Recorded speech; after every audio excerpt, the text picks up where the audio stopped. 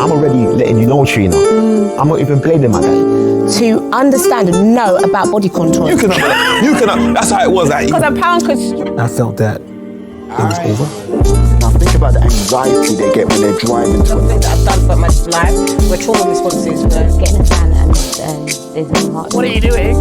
My grandmother loved us because I have them moments with my son, then to take probably and not community. It wasn't cool to be African. You know what I mean? It was tough already, so it was just a constant battle. Welcome to Honestly Speaking. I'm your host, Honestly Trina, and today I have a gentleman that's an artist that covers multiple genres. I met him previously on the RTM. Big up Spray, big up Chronic. I'd like to welcome to Honestly Speaking my friend Sub 10. Yes. Thanks, Trina, for having me. Appreciate it, man. I'm happy to have you on the sofa. Yes. What have you been doing? How are you? I'm all right, I've just been grafting, man, working, man, just staying busy. I'm just trying to kind of switch up my brand a little bit. I feel like over the years, I always wanted to be the best MC. Yeah. Now I want to brand my thing properly. I don't want you to just look at me as Sub 10, the MC from Tottenham. I'm trying to package the whole thing. So when you see me, I want you to see superstar status.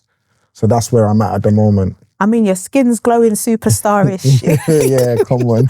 And I see that you're working with Tottenham Hotspurs. Yeah. Just up the road. Yeah. How did that come together? Do you know the funniest thing behind that? Basically, I was doing a freestyle for Mac 10 called The Essence. Oh, big up Mac 10, yeah. Big him up each and every time, And the funniest thing is we was meant to do the freestyle outside Chiking. Okay. But at the time, he was in talks with Morley's about something. So he was like to me, Sub, let's do the freestyle outside Spurs. So I was like, all right, cool, let's do it, man. Might as well. So it was about 10, 11 in the night. Brought a few of my friends. We done the freestyle. This came out about 3 days later. My management team must have hit me up saying Spurs want me to do a song for them because they saw the freestyle outside the stadium. Oh, wow. And I was like, oh, okay, cool.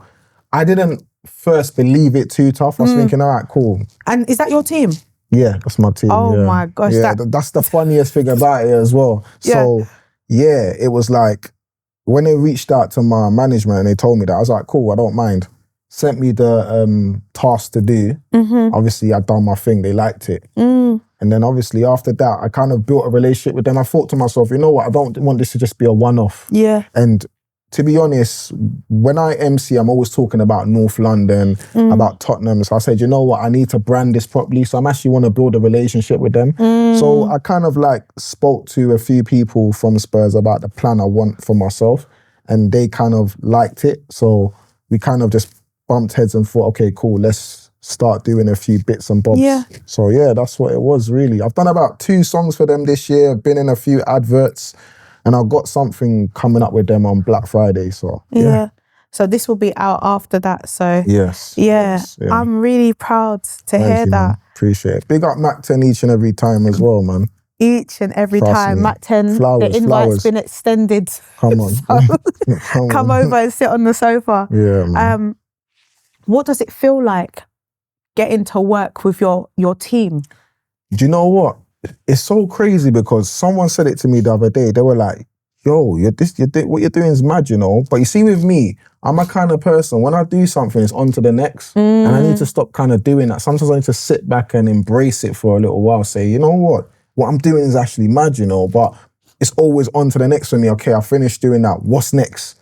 I need to do this, I need to do that. But sometimes I need to slow down. So that's why I think it was like not a couple weeks ago, I think last year, I started to put my highlights up on my Instagram of all the things I've done in the past because I need to remind myself sometimes. Because sometimes in music here, some people might have a moment where they feel they're not doing enough. Yeah. Or they feel, like nothing's going on, my phone ain't ringing. So sometimes I have to look back at my career for when I first came back into music and I say, you know what, I've actually been doing bits. Yeah. So yeah, that's it really. People need to celebrate, and not just in music, people need to celebrate their wins. Yes, like of we're course. always moving forward, looking for the next thing. Okay, well, I've done that. That was my goal last year. Now I'm on to the next one. Yeah. And then when you don't get that, you're just disheartened. But actually, course. when you look at where you actually come from, Yes. like your actual roots, your family, your setting, and then you see where you are. Like some of the things you probably didn't even envision. Never. Didn't. Like, did you ever think that you'd be in partnership with Tottenham Hotspurs? Never. In life. You probably walked past. Listen, it's crazy. Like I sometimes have to pinch myself and think, I'm actually doing songs for Spurs. That's crazy. It's crazy. There's something I can go and tell my parents. You know, sometimes I come from an African household, yeah? With Africans, when you're doing music for so long, they might say, oh, are you making money off it? You know what I mean? If you're not making money, they don't want to know. They're not buying it. Yeah, you're not successful. If you go and tell your parents or family member, I'm doing songs for Spurs, they're going to look at you like, are you being serious? Yeah. So, yeah, my mum's proud of me at the moment as well, man. I love when she says well done to me, I think, oh, God, cool. I need my mum's approval. Yeah. I definitely do. So, yeah, man, I'm happy. I'm happy with the Tottenham thing. But, again, I just want more out of it, onwards and upwards. I could probably start modelling out of it as well. I'm not gonna lie, I've been seeing the local Tottenham thing modelling going on there. I'm trying to brand myself. To me, it's not just about the music, it's about branding. Yeah. I've never really been into branding, and over the years, people used to always say to me, you should do some modelling, you should do this, you should do that. And I used to just brush it. I think, no, I just want to go studio, write bars and release. Yeah. But now I'm actually trying to play a different game. I'm trying to actually do this thing properly. Yeah. So yeah, that's where I'm at the moment. And I think it's such an amazing thing to see like people from your era, my era, of course, actually getting a second opportunity at your passion. Yes. So I think the first time round, many people were just doing it out of the passion. Yes, 100%. Not understanding that this is actually a business. 100%. And you can make a whole living and a career out of it. Yeah. You know, it was just a hobby, I guess. Of course, definitely just a hobby. I never used to really take it too seriously. When I was young, I was doing it because there was the popularity and the girls and all of that. But I could say from 2015, 2016, I started taking it serious. Like me and my friend Ray, that's here with me, we used to be on the go everywhere, going to booking agents, going to radio stations, just trying to do so much things to get in the game. And I got told no 1,000 times. I was disheartened. I can't lie to you. He's definitely seen the amount of no's I've had in this game. So even when he sits there sometimes and says to me, Sob, you know, you've come a long way, you know, I have to sit and think, oh, right, it's true, you know. It's actually true. But again, I am very hard on myself. I won't lie to you. I am very hard on myself. Even if I do something that's great, I'm thinking, all right, cool, what's next? And I think it's an age thing. I don't know. Maybe it's because I'm 36 right now. I think maybe it's an age thing. I don't know. How do you build resilience? Because the music industry is probably one of the toughest industries you can get into. And like you said, you've had so many no's and knockbacks. How have you been able to persevere and still go after your goals month in, year in, decades even? Definitely prayers and just the right people around me just telling me, motivating me. Because again, there's been times that I remember, all right, cool, let me tell you a moment. It was 2024. I remember it was around September. I was with my friend Danny in a car and I was just getting angry. I was like, what's going on, man? I ain't getting no shows, man. Like, what is going on? Like, literally, music is dry right now. I was complaining. He was like, don't worry, something's going to happen. This was August. September, the last day of September, I got an email. You're going on tour. With some two Americans called Joey Valence and Bray. They're from Pennsylvania, but they got a mad fan base in the UK as well. They brought me on their sold out tour. I was actually meant to do the whole Europe tour, but I had things going on, so I done London 7 nights. And I was just thinking, I was literally about to pack it in. Imagine. And then I've got the phone call for the tour. So sometimes, you have to just take it easy, man. I feel like I set the bar too high for myself sometimes. So I'm now learning to just accept what's going on and just let the universe take his course. That's the thing. That's what I'm doing at the moment. So yeah, man, right now I'm just having fun at the moment now. So we've touched on a lot of stuff that's happening now, but I want to go back a little bit. Yeah. But how was it growing up in Tottenham? Growing up in Tottenham. Yeah. What did it look like? What did it smell like? What did it feel like? Boy, see Tottenham. All right. Was you born here? Yeah, I was. Okay. I was born in North Middlesex Hospital. Okay. Yeah. Tottenham is a positive and a negative place. The positives is there's a lot of people that are talented in the area, whether it's football, whether it's music, it could be drawing, it could be anything. There's a lot of talented people. Some people might go left, some people might go right. But I just feel it's an area where it's a good community. I'm not gonna say and act like in a good community, but I just feel like sometimes some people, how can I put it? Some people live a life they don't really need to live. Like they might be from good homes and then they might see a friend and then they might copy what that friend's doing and get themselves in problems. I feel like just because you're from Tottenham, you don't have to follow the street code. You can actually just be a normal guy and just live your life, play football, play music, and do whatever you want to do. So yeah, just growing up in Tottenham, I've been around so many different circles. I've been around positive, negative. I've been around everyone. But one thing I can say, one thing about Tottenham people, loyalty. That's one thing I can say. Tottenham is loyalty. If someone's down for you, they're down for you. Yeah. So that's one thing I'll say about my area, loyalty. So did you grow up in a two-parent household? No, my mum and my brother. Your mum and your brother? Yeah. And how was that? Do you know what it was? It was cool, but you know what, growing up, when my mum used to take me to school sometimes, and like after school I'll see other parents with their dad there, it used to kind of like irritate me. I used to think, why is my dad not coming to take me to school? Was he active? You know what, he was in Ghana. He ended up moving to Ghana, but he would contact me now and again, but it wasn't enough. So I used to sit there and think, wow, like I used to be a bit jealous sometimes, seeing like people with their dads and mum picking them up. I used to think, bro, what's going on? And as well, like I feel like it made me very protective over my mum as well. Yeah. Like growing up, because it's like, it's always just been me, my mum and my brother. Yeah, she's had a partner, whatever, but nah, it's just always been me, my mum and my brother. Yeah. My dad's never really been part of the unit. Did you feel like you had to kind of assume some of that responsibility in the house? Yes, of course. Like almost become a man before your time? Yeah, definitely, man. And it's like, yeah, man, even my area, everyone around my area, probably besides one person, had their mum and dad. Oh, really? Yeah, so it was kind of difficult. But at the same time, one thing I would say about my mum, she gave me anything I wanted. My mum I was a mummy's boy, innit? Yeah. Like, me and my brother, we never went without. Like my mum, if I needed a PlayStation, this and that, we was always dressed well. My mum was... What did mummy do? My mum, she used to own a laundrette in Edmonton. Oh, big mummy up. Businesswoman. Yeah, back in the days, yeah. She did, man. But my mum, man, she's like superwoman to me. Seriously? Yeah, man, she is, man. She is, man, trust me. Some people, like, when they don't have that support system, they can actually just leave you and not be involved. But one thing about my mum, she definitely, man, she was definitely there for me and my brother. And I wasn't easy. Right. Like, in my teens, I was bad. Right. What sort of things did you get up to?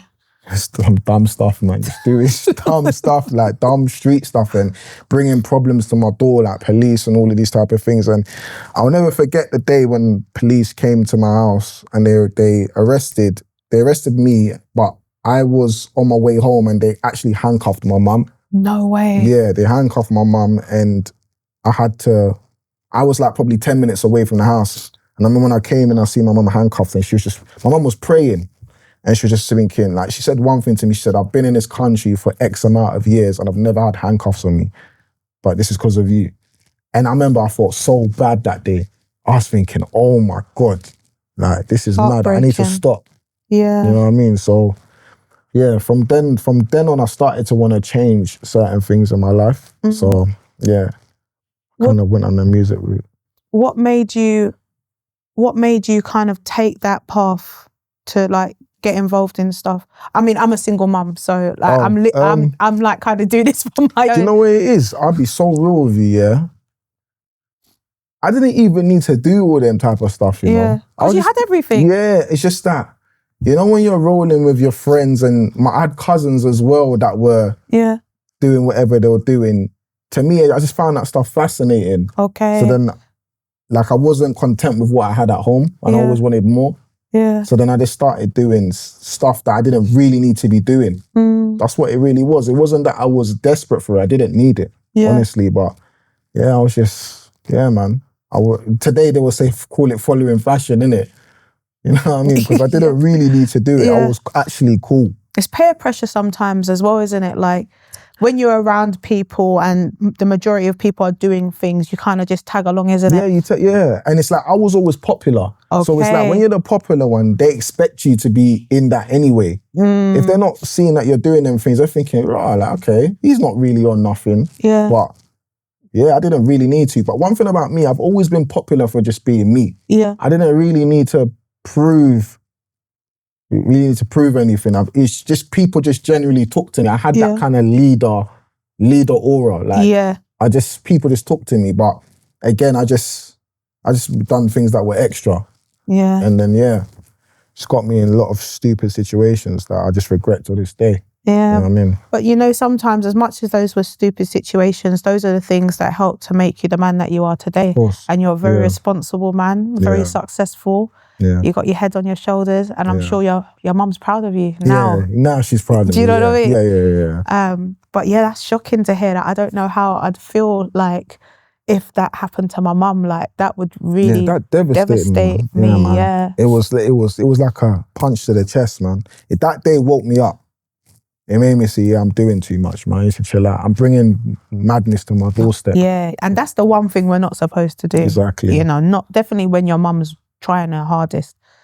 So your full heritage, are you fully Ghanaian? Yeah, I'm fully Ghanaian, yeah. Okay. So that must have been even worse. That's what I'm saying. But one thing I can say about my mum, my mum wasn't she wasn't too strict with me. Okay. She was cool.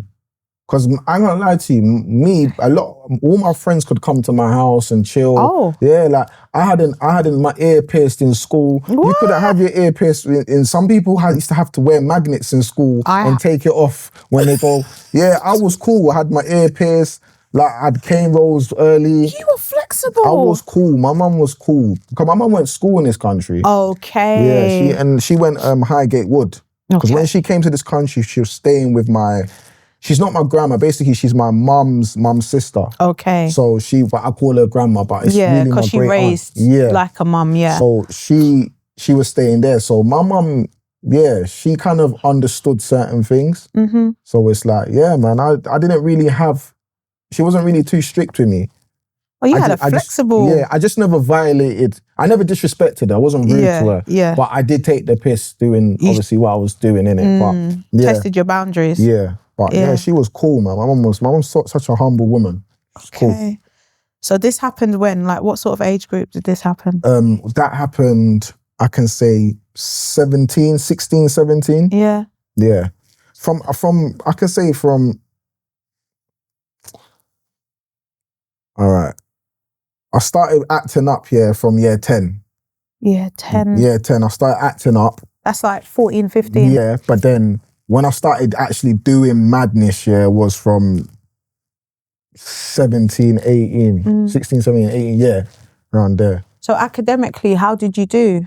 In school. Because that was a pivotal time. You decided to act up at year 10 when you do your GCSEs. But my GCSEs was all right, man. It wasn't the greatest. It was decent. My mum wasn't too happy, but it was enough for me to get into college and do what I had to do. But my mum wasn't too happy, man. I didn't get no A's. Okay, and you know it's age. You need to, need to get... because they need to go home and boast back to the family, back home as well, and whatnot. Yeah, I didn't get no A's, man, and that was like, my mum she looked at the results, she was like, and I was like, well, you're not happy? She's like, I'm like, what's going on? She's like, where's the A's? I was just like, oh, man. I was like, I'm sorry, man.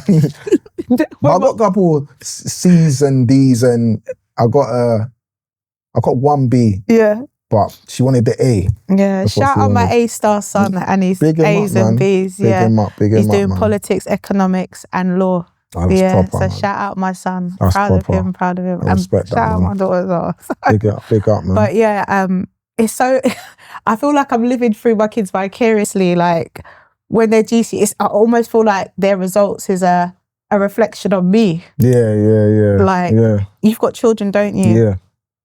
Are they in secondary school yet? Yeah, 2's in secondary school. And how is it being a father? You know what, yeah? My oldest one, yeah, he's into basketball and gaming. My second born is a model. He does acting and he's into football. And my last born's into football. Oh. Yeah, they're all in. One thing I like about them, yeah, they're actually all doing something. Yeah. They're into something. And it's like, when I was young, yeah, I was into football. I was a fast runner as well. I used to run for Haringey and Enfield. Sub 10. Yeah. People always say that. Do you know, that's not why I call myself that, you know, but people think it's got to do with athletics. But you know, every time you say it, like, I know what the actual reason is, but every time, like, you say you ran fast, I'm like, yeah, sub 10, because that was a thing. If you were sub 10, you were a very fast person. I was a very fast guy. I was the fastest in my primary school. I had medals for days. So, yeah, but what's it called? My kids, yeah, I'm just happy that they're into what they like. Yeah. And they're actually doing bits. Like, I went to my second born, he's a model and actor, but I didn't know that he was into football. So I went to watch him play football last week, Sunday. Yeah. And he's actually good. He's a defender, right? Big him up. And I was like, wow, like, you're actually into it. Like, because he was on I don't know if you know about a show called Champion. It was on Netflix. I feel like I've seen it. Yeah, he was in the intro. He was the young version of the main character. Okay. So yeah, and he does a lot of modeling for River Island. Next. Yeah, he's doing his thing. So to even see him doing football, it's like, well, okay. Yeah. And my youngest is just into football completely. He's all schooling me about footballers from my time. Oh wow. And I don't even remember most of the stuff. Like, so yeah, I'm just happy that they're into what they like, man. I'm happy. How important is it for you to be a present and active dad? No, it is important because you know where it is. When I was young, I wasn't always present. Okay. Yeah, but obviously, I needed. How young were you when you had your first child? My first born, I was 20, I think 19, 20. And I wasn't, because I was doing dumb stuff outside, man. I wasn't always present. But then later on in life, I've learned. I learned I had to be. I had to be, because I'm obviously, I think with me, because I wasn't in a relationship with her for a while, I had to basically, you know what they say, a broken home. Yeah. And it's like, and you came from that as well. Yeah, do you know what I'm saying? Yeah. And it's just, it's kind of sad that I still, like, I followed that pattern. The cycle, yeah. It was annoying that I followed that pattern, but obviously it was out of my control. But yeah, man, I didn't want to be like my dad, where he's in another country and I'm speaking to my dad through WhatsApp or FaceTime. Yeah. I actually want to be going to my son's activities and be there for them and them spending time with me. So yeah, man, I've learned over time, but I wasn't always perfect. I won't sit here and lie to you. I wasn't always perfect, but over the years I've learned that it can affect your kids, innit? Your kids need to be in your life. So yeah. So what sort of things do you do to ensure that you're active with your kids? I talk to them every day. I try and understand what they like, what they're into. Yeah, man, I'm just there for them. Anytime they want something, I'm here, innit? Like, and I want to understand them, because I feel like if you don't talk to your kids, because more time kids are more tight with their mum. You know what I mean? But I want you to be tight with your mum the way you're tight. You know, the same level. That's what I want it to be. So I try my best to be present and talk to them, and so I can understand how they feel and what they like and what they're into. So that's just where I'm at now. But like, again, I said, it's taken me years to get to that stage. Yeah. It wasn't always like that. Because I think at the time, if we wasn't getting on, me or the mum wasn't getting on, I would kind of use that as a way to this distance. But that's not good, because at the end of the day, you need to be in your kids' lives. And I do take accountability for that. But back in the days, if you asked me that question, I would have denied that. I'd been like, oh no, it's their fault. But it was my fault. So I'm just at a point in my life here where I'm just trying to do better. And like I said, every day you learn a new thing, innit? So that's just where I'm at the moment. That's one of my things. Like, I believe I don't know anything. Yeah. So every day, every person is an opportunity for me to learn something new. Of course. Yeah. And I love that you are an active father, Yeah. because I think people play down the role of a dad. Yeah, they do, you know. It's so important. Yeah. Like, I can't stress, I'm not saying a mum or a dad's, either one is more important. They're both important to raise balanced and well-adjusted children that grow into adults. Yeah. Like, if we don't do our parent role actively in a responsible way, we're going to raise dysfunctional children. That's true. Do you know what I mean? Because I feel like with me, my dad not being in my life, definitely played a role in my character growing up. Maybe things that with me acting out of character sometimes had probably things to do with him not being present. So, yeah. Even just learning how to like have relationships, like male relationships. Yeah. You know, from a woman perspective as well, it's very important. Like, women need to have their dads around. Yeah. Or at least some sort of male role model that's not a man, like boyfriend, girlfriend type thing. Yeah. So that they learn how to interact with men. Because if you're coming from a single parent mother home and there's no present man, you're looking to the world to figure it out. Facts. And if you buck up on the wrong type of person, game over. And then vice versa as well, you know. So it's so important. And so I just want to take my hat off to you for doing that. It's important that we do that and champion and appreciate and celebrate people that are actively being dads. Yeah. Like, and mums as well. Yeah. But I love watching football, man. Big up the mumsies, man. Yeah, all the time. But big up the dads all the time too. Yeah, do you know what I mean? Yeah. Yeah, like, it's so important. Anyway, I digress. So what were some of your influences growing up in terms of music? What sort of things were you listening to? What spurred you on to get into music? Well, it's crazy because when I was in school, there was my friends were doing grime before me. I had a friend called Triggs and Styley. They were in a group called Wild Out Team in school. And they'll be MCing, and I never really cared. Yeah. But I could see like they were becoming the guys in school. I'm like, "Man, what's this MCing thing about?" So I done my research and whatnot, and then that's when I first listened to Tinchy Strider, Rough Squad. Yeah. And then when I listened to his song... Big him up. Yeah, big him up. Don't listen. That's your one. You see me, a lot of people try and count Tinchy Strider. I respect Tinchy. Tinchy's my guy. Yeah. But I listened to Tinchy, Pied Piper, and when I heard that tune, I picked up my pen and I started writing. Yeah. So he was definitely a big influence. Tinchy Strider and Rough Squad. Rough Squad, the sound and the instrumentals, they definitely inspired me. And also listening to Skepta as well, Dizzy Rascal. Yeah, they definitely played a part as well. Shout them out as well. Big them up, man. Pioneers in the game. Yeah, man. They definitely played a part. But again, even artists in my area, like there was obviously I was in Shoddy Crew. There was a crew above us, we was like the younger generation to them called Bundem Crew. So I want to big up Skits 9, Terra Dudley, Shady, all of them. They were also people that influenced us as well to start MCing. So, yeah, man. Can you remember your first bars? Yeah. What was it? You want me to say it? Yeah, go ahead. My name is Subton, I'm lyrically supreme. Murking bars and still in my teens. Mostly spray civic S16s to be making peas and be big in the scene. I made some cold dubs and I drain many teams can pass some hype guys and I'm still looking mean. I've got the P strapped in N17 with a couple fake thugs when they're big in the scene. That's a good first bar. That was my first. That's a good first bar. Yeah, that was my first. That was actually my first 8 bar.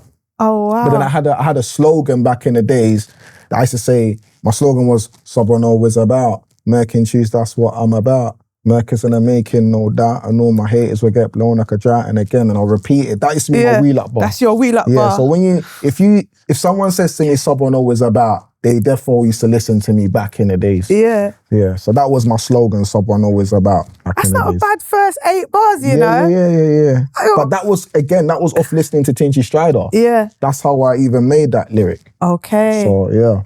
Similar flow pattern. Yeah. Scheme, yeah. Similar. Then obviously I broke out of that and started going my own way and doing my own sound. Yeah. But we all have to kind of like, I mean, for me, when I started rapping, I used to like write down the Bratz lyrics, Yeah. Foxy Brown's lyrics, MC Light. I used to like, you know, like proper sit by the TV, press record on the VHS. And then That's just funny. mad in it. I like write out and then copy it and then try to flip it and put my own little words in it and stuff. Yeah. A lot of the people done that. Yeah, that was the thing back then. Yeah. So those are some of your inspirations. So how did you get into Shoddy Crew? So what it was, I was actually, before I joined Shoddy Crew, I was in a group called Flame on Family. It was that's when I was in year 9. They had an MC called Patman, Blazy, Riddy Rhymes. Yeah, there was a few people. So I was with them first, and then they kind of split up. So then I joined Shoddy Crew end of year 9. So how I got into it, I went to Laundry. There was a place called Laundry. Everyone used to MC there, and Chip was there. I think Double S spoke about this as well, loads of people there. And when I think I got a reload at Laundry. So when we came out to the area, it was, I was Shotta D, I was me, Shotta D, Chip, a couple people, and me and Chip started going back to back. Chip wanted to have a clash with me. Hold on, Chip, was you clashing everyone back in the day? Yeah, Chip wanted to have a clash with me, and I'm like, Chip, I'm thinking, yo, I've just joined the crew. Shotta D's like made me join the crew, innit? Yeah. He said, yo, join Shoddy Crew, innit? So I'm like, cool, I'm with it. Yeah. And then Chip's like, yeah, come we clash, innit? He's just so I'm like, Chip, I've just joined the crew, like, and then obviously we're going back to back then. I thought it was going to be like 2-3 bars. This guy was going on for time. He don't run out of bars. So you know when he says he don't run out of bars? He's been doing it from back then. Way back. So when he now says it in his bars, and when he's getting his reloads, I understand. He's actually not lying. He don't run out of bars. That's what he's on. Doesn't, because he spat like probably 10 bars. I had to stop. You got no more bars. I said to him, yo, bro, I can't do this, man. So yeah, Chip's always been on that vibe. Big anyway. up Chip. He's one of my faves as well. He's cold, Big man. him up. Big He's him cold. up. How did it feel to get one of your first wheel ups? Because I've never experienced a I wheel was up. gassed. Serious? I thought I'd won a mobile. I was gassed. Because when everyone, listen, to get a reload in Laundry was not a joke because there's so much M's, there's like 100 MCs there. You could go there and not touch the mic that day. I won't lie to you, I went there a few times and I never got to touch the mic. Wow. When I finally got the mic, I went mad. You just got I went so mad. I got the wheel up. I'm telling you, I saw that when they got the wheel up, I saw the light in the air and everyone was going, bah, bah, bah. I was like, yeah, I've done it. I've done it. Yeah, man. It was a good feeling. 100%, man. Yeah. So being in Shoddy Crew, like, were you guys able to kind of like compete against each other? Like, what was that feeling like? Because a lot of you that were in Shoddy Crew are actually still doing things now. Yeah. You know what? Shoddy Crew was a very talented group, man. That's what I want to. There's loads of members. I can't big up every member because there's too much members. But there was me, Dodger, Gats, Kelso. As in Kelso show? Yeah, Kelso. Yeah, he was in it. A whole MC. Double S, Maestro, Shotta D, Lady T. Oh, there's a lady in Shoddy. Yeah, she was cold. What happened to her? She's still around? She does music now and again. Okay. Yeah, she's still doing music. Lady Big her T. up. Yeah, big her up, man. Limit Man. Who else was in it? And then even those people before me. So you had obviously Vertex as well. There was, who else, man? There's too much names, man. Sorry if I forgot you lot's names in it, but there's sounds like a collective. Nah, that's not even a crew. There was That's like too much people, man. That sounds like a borough. And then because you Shoddy Crew younger bundem, and then you had the older bundem, like I said, Skits 9, Yeah. and all of Shady and so on. But yeah, man, we was and Double S, yeah, Double S, main man. Big up Double S. Double S was the Fadalini. coldest. Yeah, he was the coldest in Shoddy Crew at the time. Yeah. And Chipmunk was in it as well. Big him up Chipmunk too. and Double. It was them two. It was out of them two. So did they used to compete a lot?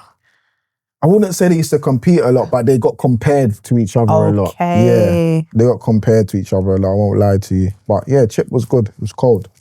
Yeah. But yeah, them days, yeah, we were just the guys in the area for music, man. And there was another music group in Tottenham called Animaniacs. They were kind of like, when you hear it was Shoddy Crew and Animaniacs. Yeah. One of my friends, Richie, he's in it. At the time, he was called Skimsy. Okay. So Animaniacs and Shoddy Crew, them two was like the names that time in grime in Tottenham that had the flavour. Killing it. Heat FM, Axe FM, all these places. R.I.P. Pablo, big up Chris J. So yeah. Okay. As there's a lot of people that's still doing things from Shoddy You know Crew. what? Right now, if I'm talking about today, from what I see is Kelso, Double S, Chipmunk, Limit does his thing. Limit's an engineer and he's done his thing. What's He's getting Shocka in? plaques. Shocka wasn't in Shoddy Crew. Shocka was in Marvel. So Marvel was after Shoddy Crew. Okay, so you guys moved on. Yeah. So how did that break? How did you break? How did you separate from Shoddy Crew and then moved on to Marvel? I wasn't in Marvel. Oh, you didn't move on to Marvel? Yeah, I just went left, man. That's when I started acting up.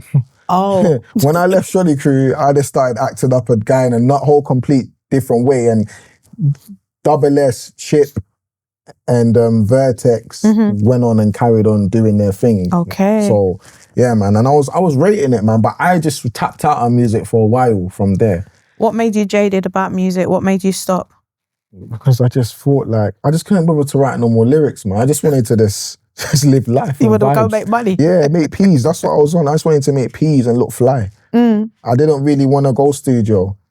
So that's what I was on. I was just doing other stuff. But then later on in life, I said, nah, man, these lot are killing the game, man. Like I'm seeing, because at one point I thought like grime was basically like dying. Like, and I wasn't really seeing much people from my area doing it. So I just thought, all right, cool, let me do my stuff. And then I think I bumped into Double S in a barbershop one time. He came in a Louis Vuitton jacket. I'm saying, yo, bro, what's going on? You good? He's like, yeah. I'm saying, bro, where you get that jacket from? Because I'm thinking, I have to do madness to get that jacket. Because the Louis Vuitton jackets are not, he's all calling me about that shows and all of that. So with me, when you say a good plan to me, I start to overthink and I go back to the drawing board. You're thinking I had to do X, Y, and Z to get this, and you just did a show. Yeah. And then after, I remember there was cool, I let that one go. Then I think a year later, I'm on Facebook and I'm seeing my brethren Capo Lee. Because at the time, he was, back in the days when he was doing music, he was a DJ. But I'm seeing him now, he's killing it. And I'm like, yo, what's going on? Everyone's back on. I said, nah, I'm involved now. So you went and got a pen and pad back out? I said, I'm involved now. I said, nah, everyone's back on smoke. So then, I just started, I picked up the pen and started again, so. Okay. So when was that roughly? 2015/16. Yeah, that's when 16, that's when I took it serious. I said, you know what? I'm going to actually take this music thing serious now. But it was hard though, because what I'd realized that time, it doesn't matter who you grew up with, you have to do your thing by yourself. Right. Even for me to get Double S on a tune was hard. You know, I had to go through his management. And that's my friend. Yeah. But I understood it at the time because the level he was at that time, just because I'm your friend from back in the days, you can't just do a tune. And that's, see that whole entitlement thing, I understand. Like, at the time when I was reaching out to people to work with, it's like, I'll get back to you. I don't get twisted, I took it to heart sometimes, but then I understood. And then the only person that was really dealing with man properly was Limit Man, that was in Shoddy Crew. He was giving me instrumentals for vocals, so then he wasn't charging me or nothing. I'll big him up. Big him up, man. So then obviously I started my thing, and then I just started working hard, man. I started working hard. I won't even lie to you. All the money I was making, I was just pumping it into the music thing. Because you believed in yourself? Yeah, I believed, man. 100% believed. I was not stopping, literally. There is a lot of entitlement around people thinking that you owe them, or, you know, we're brethren from back in the day. How do you kind of deal with some of that stuff? Because for me, I've had to like kind of just sever myself from certain things, because not everything's an entitlement, and sometimes your talent might not even be of that standard to collaborate with. How do you manage that sort of stuff? Yeah, that's the maddest thing as well, man. Do you see with me, do you know what I do? Honestly speaking. Yeah. I'm a kind of person, if I know I can't collaborate with you, because it's not making sense. Yeah. If you need information, I'll give you information. Like, I'll give you gems. Like, I'll direct you. What I'll do, I'll direct you to wherever you need to go to. And I'll be like, bro, you do that. If you want to use me as a reference, if you want to say, Sub 10 referred me. Cool, but you're on your own. I've given you the link. Yeah, the emails, the DJ's emails, or I've given you the distributor's email. I'm that kind of guy. One thing about me, I never style on my friends. It may look like I style on them. The only way you'll think I'm styling on you is if you're a hater. Because I'm a man, I give information. You will only think I'm styling on you because you're seeing me doing all these madness on platforms, killing it and whatnot. Then you'll just say, oh yeah, he thinks he's... No, if you speak to me, if you need help, I'll give you the link, but you're on your own. Yeah. And I'll just say to you, whatever you do, don't mess it up. Don't make me look bad. Yeah. Or if anything, don't even say my name. Just do your thing. You know what I mean? If you know you're gonna you're gonna do madness during the line, just do your thing. Don't add me to the madness. Because I'm like that, man. I don't. One thing about me, I will never style on my people, man. I'll always try.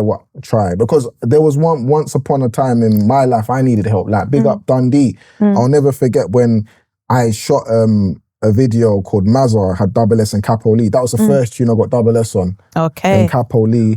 We shot it in Northumberland Park. And Dundee basically helped me get the cameraman, B-Dot. He kind of structured the whole video for me at the time. And he didn't need to do that. He even let me record it in his studio. So, you know what I mean? Like, people have done things for me in the past and I've always tried to return the favour. I'm always grateful in it. So, yeah, man. But again, I'm a kind of person, don't try and hold that against me for too long. And I think sometimes people got to understand it's actually a business. And so sometimes you can't actually work with people because whether your contract obligations and stuff like this. Yeah, people and ain't it's trying not to hear personal. that though, Trina. Yeah. Trina, you see, if you're going to tell a man, you know, oh, yeah, talk to me, I have to ask my manager, they're going to chat your name in the ends. That's crazy. It's something sees, man, like, you try style on, man. They're not trying to hear management. Yeah. Oh, I need to chat to my booking agent. Who do you think you are? Yeah. That's how they're looking at it, but it's the truth. Yeah. People sometimes don't understand until they experience it. Like, you were able to understand with Double S and obviously you did your work so that you was at a certain level that you could then collaborate. But yeah, people need to sometimes understand that it's not that simple. You know, I might not be able to turn up because your brand doesn't align with what I'm doing with. Of course. Or my actual job won't allow me to sit there. Yeah. And you know what it is? I would rather drop it to you in the nicest way, because if you really want to go through my team, what my team's gonna say to you, you're gonna turn on me. It's gonna be worse. Because they're gonna be worse.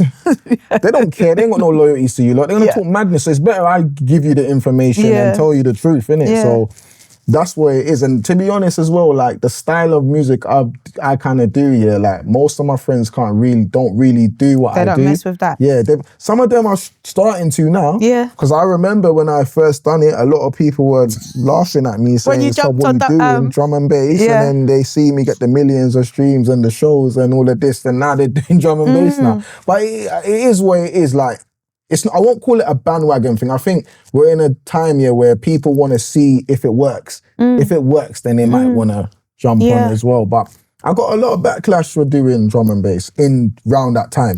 I was going to say, so I know you jumped into drum and bass, but what was that thought process? The thought process behind it. Do you know what it was? Because again, at the time, I'd had a song with Dizzy and it was lockdown. And what had happened, we couldn't release the tune because remember, we couldn't shoot videos at the time. Everything was kind of locked off. And then when lockdown kind of like started to calm down a bit and was able to go out, Dizzy had an album called E3F that come out. Then when he was ready, I had something coming out. So I just said to him, can I put the tune on my project? And he said, cool.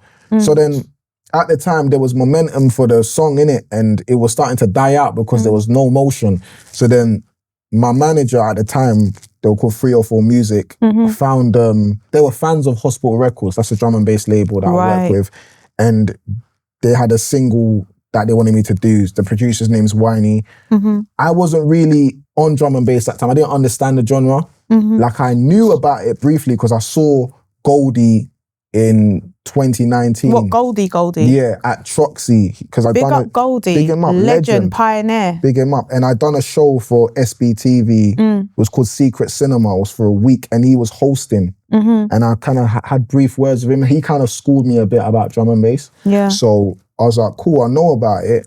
So, but I just didn't think I would be involved in that. Yeah, you So could then- see how you could merge it. Yeah, I didn't think, I thought the beats were too fast at the time. I didn't know how to What are deal they? with it. They're not 140. What are No, they? like 170, Okay. 175, 160. Yeah, it varies. Mm-hmm. So then obviously my managers hooked up the hospital link. I've done the tune. They've liked the song. The song's come out. We done the tune in September 2020. Came out January 2021. I remember when it first came out, I got 100,000 streams on the first day. What? And I was like, what? I've never seen that before. So what was your numbers kind of like before I was that? getting like 20K, 30K, Yeah. 50K. Yeah. Like, and that's not in a day. That's like That's over time. cumulative period. Yeah. The Dizzy tune, I got 200K. But the Dizzy tune was weird because I got like 70K in one day, then it started to slow down. Okay. But the tune, the headline tune, the drum and bass tune, it was rapid. And I'm on so much playlists. I didn't understand what was going on. Must have been overwhelming. I was overwhelmed. You must have thought, is this right? Is and this then correct? I'm seeing Radio 1. What? I never used to, I was on BBC One Extra, baby. I was never on Radio 1. You never One played? Extra, I was One Extra because of Spiral. Big up Spiral. But Big 'em up. I did, Radio 1 was foreign to me. Wow. When I started getting played on there because of drum and bass, I said, oh my God, I'm in a different world now. Yeah. So And what did that do for your lifestyle? it changed everything because what it did, it made me, I'm a kind of man as well. When I see something good going on, I like to now study the genre and study what's going on. So I just started seeing a change. Like people from the drum and bass industry were wanting to work with me, sending me instrumentals.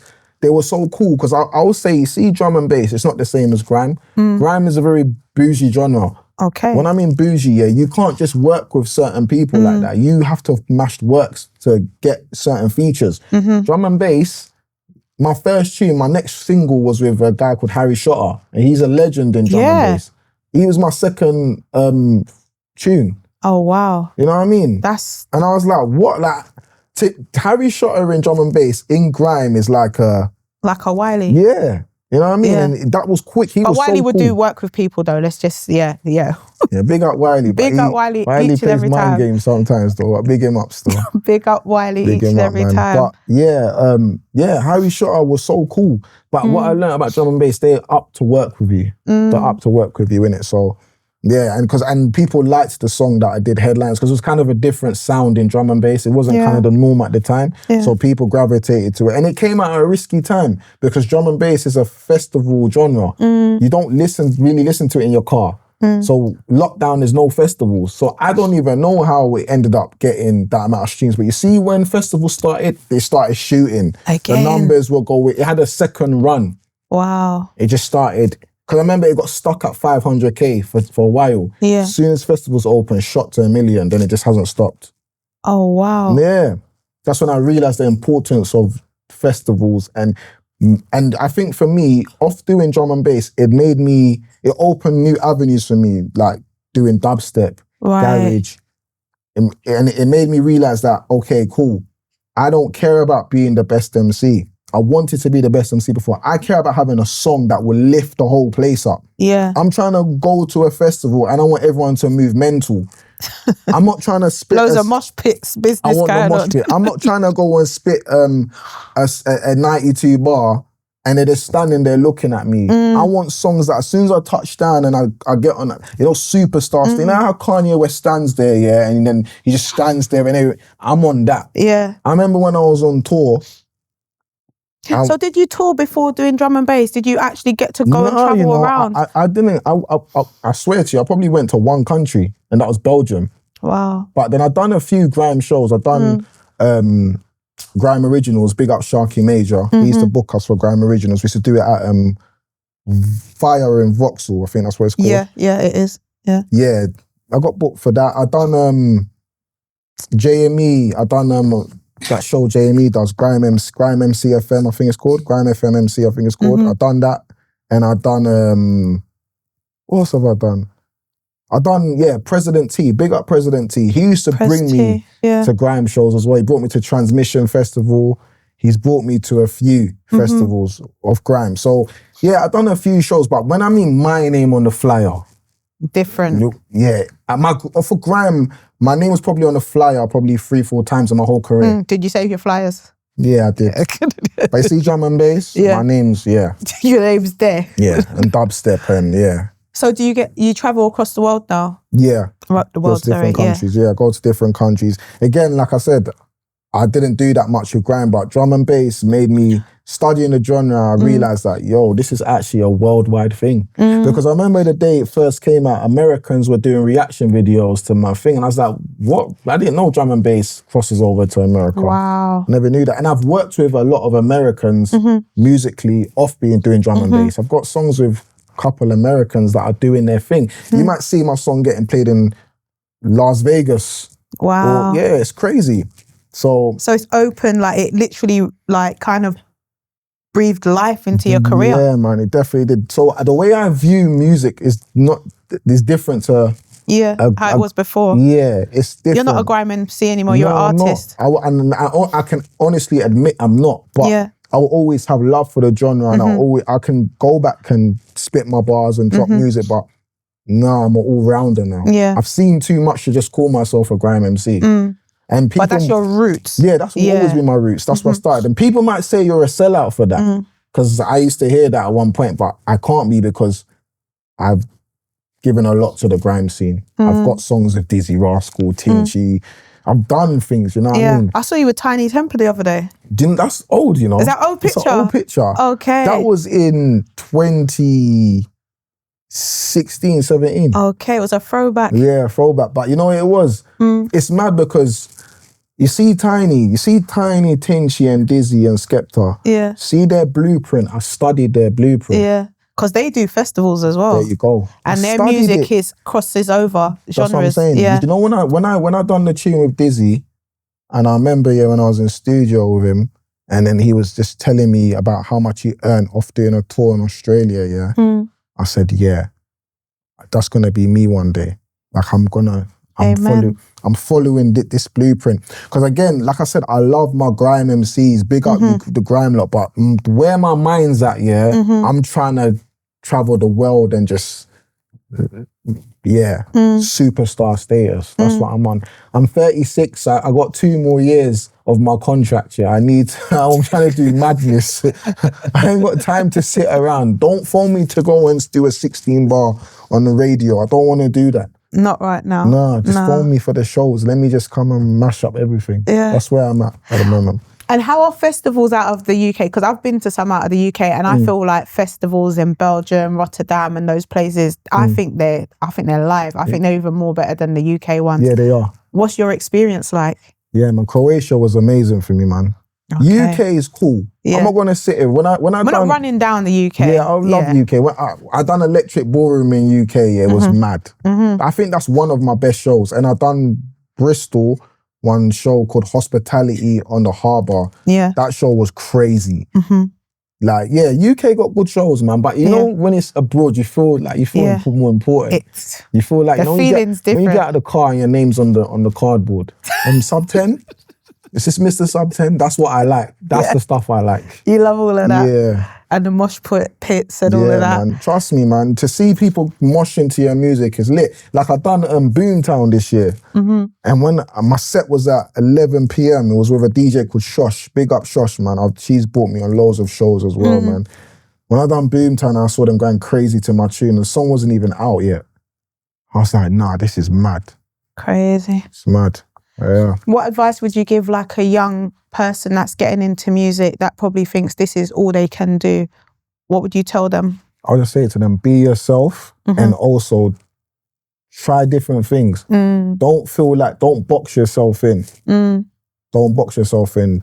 Try different things.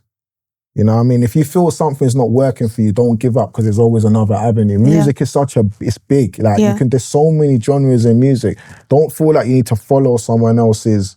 If something didn't work out for someone, don't think that's going to happen for you. Yeah. You could try it. Like I said, for me, I didn't know drum and bass will, that will be the thing that will... You know what I mean? So that's what I'm saying to you. Like, just be yourself and try different things. But if you're content in what you're doing, big up yourself, man. You just got to be comfortable in what you're doing and also just be open to learning new things as well.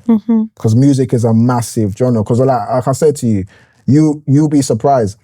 Even though I do these things, the type of music I listen to, you won't even think I listen. I listen to Whitney Houston. Big up Whitney, man. You're acting like it's not right. No, but I'm saying like I listen, like that's what I'm saying. Yeah. People think I just listen to grime and Yeah. the music I listen to, I like listening to like R&B and just like calm music, man. I like to, because my music's hype. So sometimes you need to balance, you need to chill sometimes. Yeah. So yeah, man. So I just tell someone that, just be yourself, man. I love that. When we was on the RTM show, we spoke about your fiance that you lost. Yeah. How are you still dealing with that now?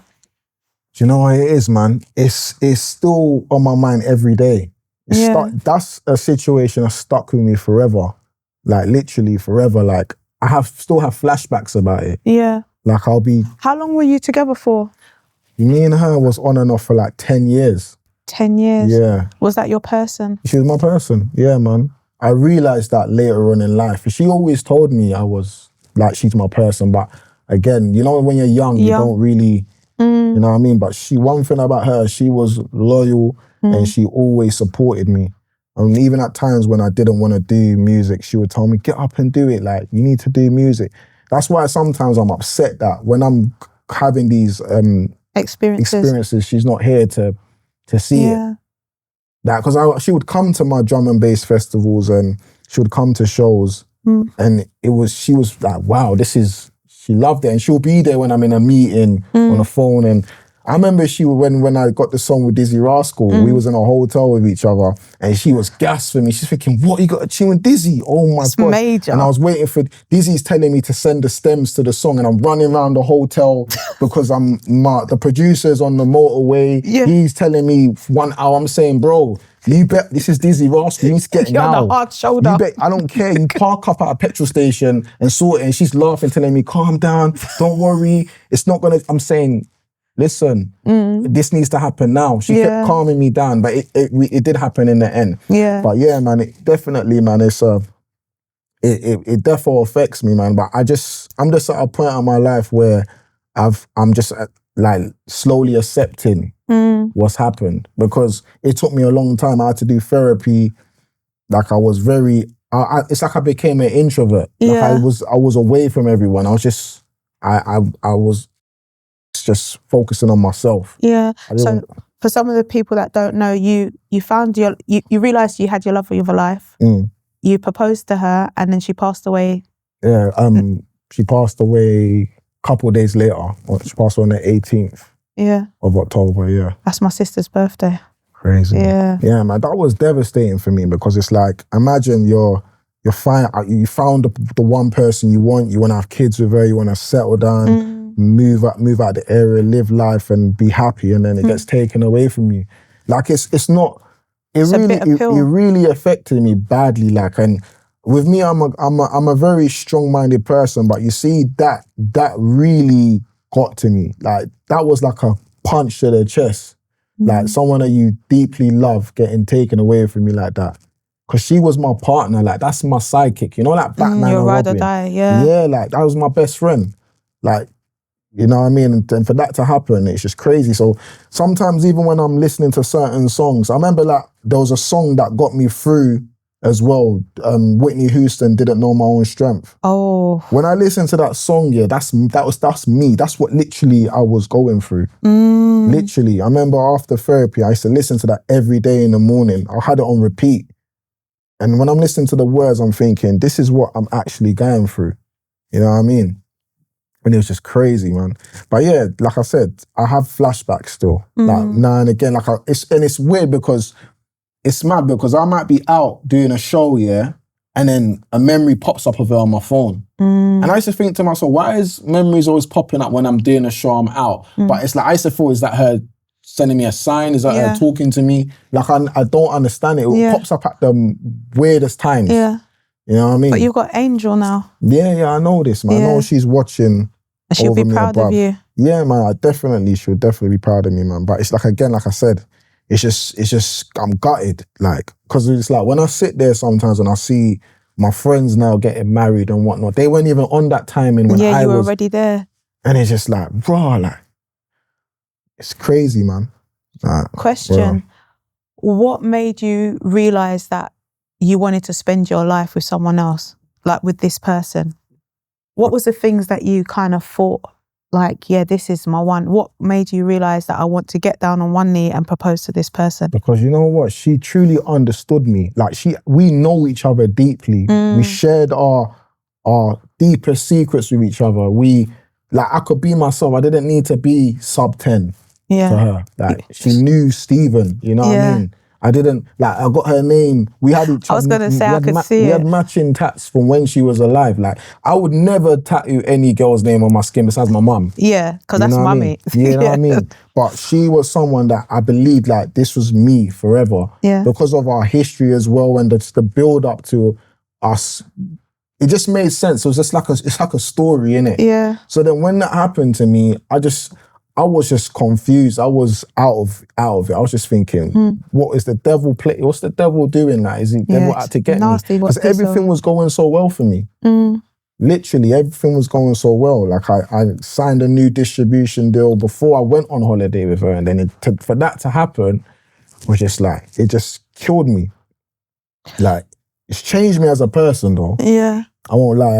I won't sit here and say I'm the same person from 2022, 2023. Like, I'm defo a very closed book now, but I feel like everyday life is making me now adapt to what's going on, and I'm starting to get to myself Blossom a bit. again, yeah. Because I was very closed. I remember, like, I was just smoking beer and eating bullshit. Like, I remember my cholesterol went up. Seriously? Because I was eating bullshit. Literally. You weren't caring for yourself? I'm not caring. Like, and literally, I remember when I went GP and I got the message that my cholesterol was high. I'm like, nah, this is mad. I'll not even do this to myself. So I started changing my diet, eating oats and jogging and doing. You look well. Yeah, because that's what I'm saying. The reason it is because I feel, like, the journey I'm on, I just feel like I've just changed my routine. I'm starting to try and take care of myself now, because I lost myself in 2024. I feel like 2024, I was running on adrenaline. Right. Literally running on adrenaline. Yeah. 2023, after the funeral, till the end of 2024, running on adrenaline. I can't even remember some of the things that I done last year. I can't remember. Wow. It's a blur to me. Wow. How did therapy help you? In fact, let's go back a bit. What made you realise you needed therapy? Okay, one day, like, it's kind of crazy because, like, when I was around my friends, like, it's like we'll be talking about stuff and then they're trying to just talk about other stuff to uplift me. Yeah. And everything they were talking about, I was using it as a reference. Like, they might talk about, for example, we watched one sick film today. Say it was Scarface. Yeah, I watched that with her. I watched that with Siobhan. And they'll be like, it will go silent.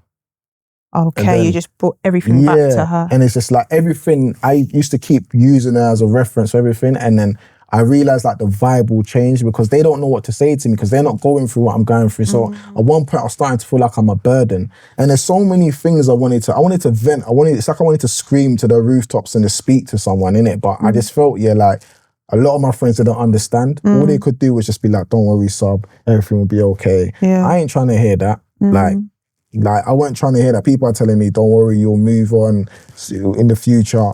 You're not trying to hear you're going to move on at that stage. Yeah. It's too early to be hearing it. Yeah, because it's a whole grief cycle. People don't understand that, Like, I remember I used to have tension on me right here for a whole year. I had tension there. That's a lot, sub. So when I'm even doing the interview with Spray, I have tension. Yeah. Like, I was going through a lot. So, yeah, at that point, I remember there was a point, where I was at home and I said, you know what, I need to do therapy, man. Like, it's been, someone told me to do it from a long time ago, before this situation, just growing up in Tottenham and just all the things I've been through. Yeah. But I won't lie to you, I was so ignorant to it. I used to think therapy's for jokers, man. Yeah. I can just talk to my friends and my mum. But nah, man, I had to. So then when I first did it, I remember the first 2 sessions, I was so rude.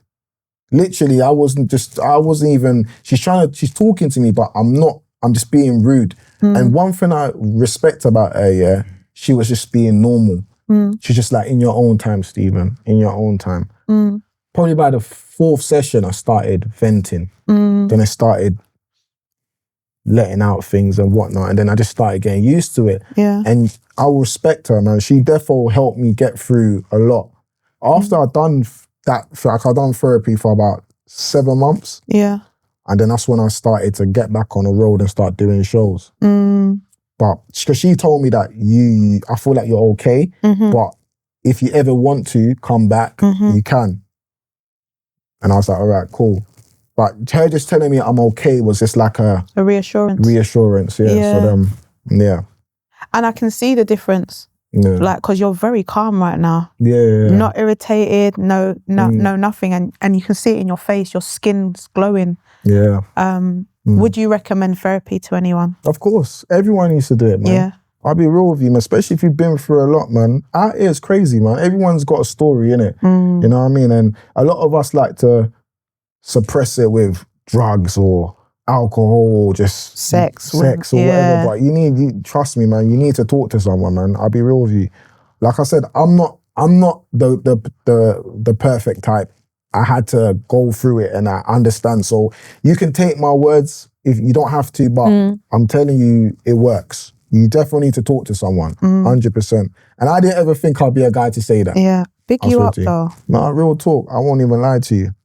You know I'm the advocate. I probably told you at that. Yeah, you did. Yeah, you did. Yeah. You definitely did, 100%. I'm such an advocate, and it's not just like for like serious tragedy like that, but like you said, just growing up in our culture, like not having parents, all kind of different things, and some of the traumatic things we saw just being from where we're from. Yeah, some of it's not normal, and a lot of us are walking around with PTSD, of course, and we don't even know it. Yeah, you know, and it affects how we interact with each other. Yeah, you know. Yeah. Can't keep relationships going because of the trauma that we've got. We're carrying it, so we're interacting with our partners. At one point, I became socially awkward.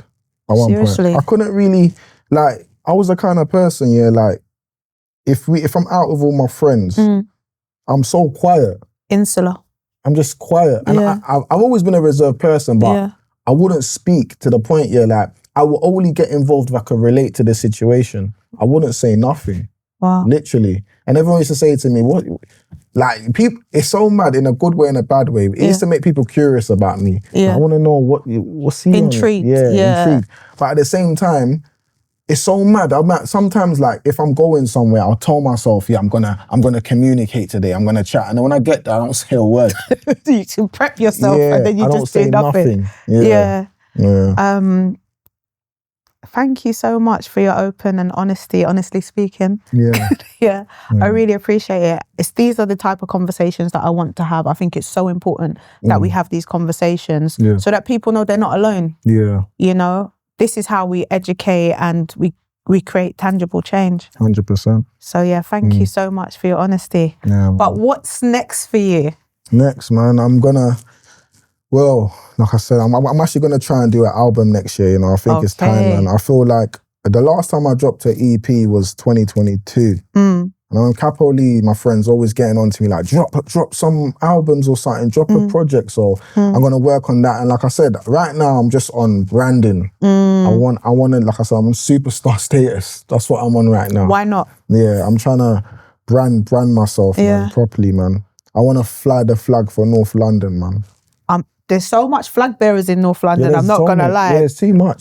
No, but it's good though. No, it's good. I'm happy everyone's screaming North London. Yeah, because, you know, I'm from South, but I love what you lot are doing over there. Yeah. I'm happy. It has to be that anyway, because, yeah, man, we need to flag it, man. Yeah. Even though I'm from Tottenham, I flag Tottenham as well, but North London, yeah. Big up you guys. Yeah. So we've come to a point in our show where we have our previous guests ask our current guest the question. Yeah.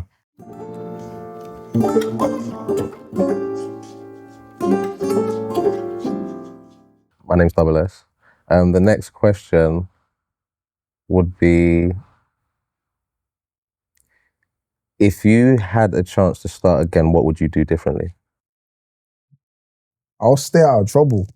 and just keep focused. That's what I'll do. Stay out of trouble, because trouble follows you. Yeah. Stop mixing with I wouldn't mix with the wrong crowd. But were you the wrong my crowd? Shoreditch boys. Yes. That's what I'll do. That's the whole grime thing, isn't it? The whole I grime. roll my Shoreditch boys. So tell me, what is this Shoreditch boys grime thing? What does that mean? Talk to me. Basically, yeah, like it's my friend Gats, yeah. He will be like, oh, like, yo, bro, like you don't shout the bad there, but you just roll with your Shoreditch boys. Shoreditch boys is basically, they call them like just people that are just bang on music. You know them, they bang on music, like that's all they know. The anorak type people. With their backpack and their posters. Them type of man. Yeah. And you're happy to be a Shoreditch boy? Yeah, I'll bring my backpack. I don't mind. I don't mind. That's what I would do. I would definitely live a better life. I won't be into the strippiness. That's how I would do. Thank you. It's been an amazing interview. Yeah, man, really enjoyed it. Finally got to sit down and have a conversation. Man, it's been overdue, man. Yeah. Definitely. So how can my audience find you? Where can they find you? I'm on social media, Instagram, sub1017. That's where I'm mostly on. Twitter, I don't really pay attention to Twitter anymore. So sub1017. If you want to go and see my music, go on YouTube, sub10 SGBTEN, or Spotify, sub10 SGBTEN. And Apple Music, definitely. Anything, yeah, sub10. Yeah, the only thing, sub1017 is Instagram, but everything else is sub10. Cool. Yeah. Thank you so much. Thanks for having me, man. Good. Appreciate and you know where you can find me. It's been your girl, Honestly Trina. You catch me every fortnight, Sunday at 12 p.m. But recently I've been doing weekly. I'm thinking I'm RTM. No. But it's every fortnight. Thank you for joining. And if you want to have some behind the scene footage, like, comment, subscribe, and join my membership package. Stay blessed.